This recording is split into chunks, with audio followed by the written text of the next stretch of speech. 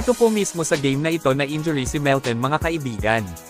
So matapos ang lagpas sa isang taon na pagre-recover ni DeAnthony Melton sa tinamong ACL injury last season, ay bukas magbabalik aksyon na ang veteranong guard ng Dubs ayon po yan mismo sa report ni Shams. Isang napakagandang balita ito para sa GSW at sa lahat ng mga fans nila, dahil sa wakas maglalaro na ang isang kilalang matinik na manlalaro ng gold-blooded.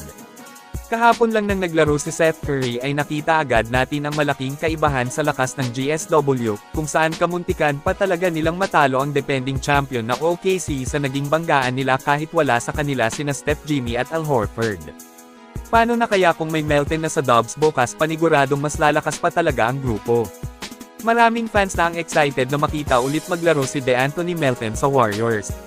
Well, tingnan natin bukas kung ano ang mangyayari. Makakalaban ng Warriors ang grupo ni Embiid na Philadelphia 76ers na magsisimula eksaktong 8 ng umaga sa atin dito sa Pinas at gaganapin sa home court ng Philly. Dadayo po ang GSW kung saan kani-kanina lang ay lumipad na sila para pasukin bukas ang teritoryo ng Philly. Magandang bakbakan ito. Ngayon ay silipin rin natin ang injury report ng Warriors at 76ers para sa kanilang salpukan bukas. Para sa kupunan ng Philly mga kaibigan ay out po si Kelly Oubre dahil sa knee injury, habang listed as questionable naman pareho sina Quentin Grimes, Paul George at Joel Embiid. Ibig sabihin posibleng maglalaro, posibleng hindi. At para sa grupo naman ng Dubs ay out pa rin sina Alex Tuhey at Stephen Curry, habang listed as questionable naman sina TJD Quinton, Post Jonathan Kuminga, Al Horford at Jimmy Butler.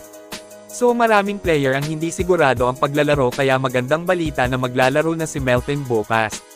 Kasi kahit papaano makakapalag sila kahit hindi man kompleto. Kayo mga kaibigan, anong team sa tingin nyo ang mananalo sa laban ng Warriors kontra Philly bukas? Mag-comment lang po.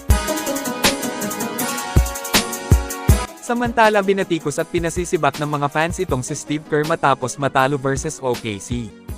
Kung saan marami ang naniniwala na nanalo sana sila sa laban kontra Thunder kung hindi pinalitan ni Kerr si Pat Spencer kay Brandon Podziemski.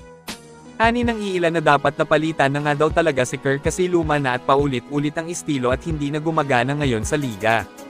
Pati ang ilang media ay na-question si Kerr kung bakit niya pinalabas si Pat Spencer kapalit si Pods. Sinasabi nilang paborito ni Kerr si Brandon.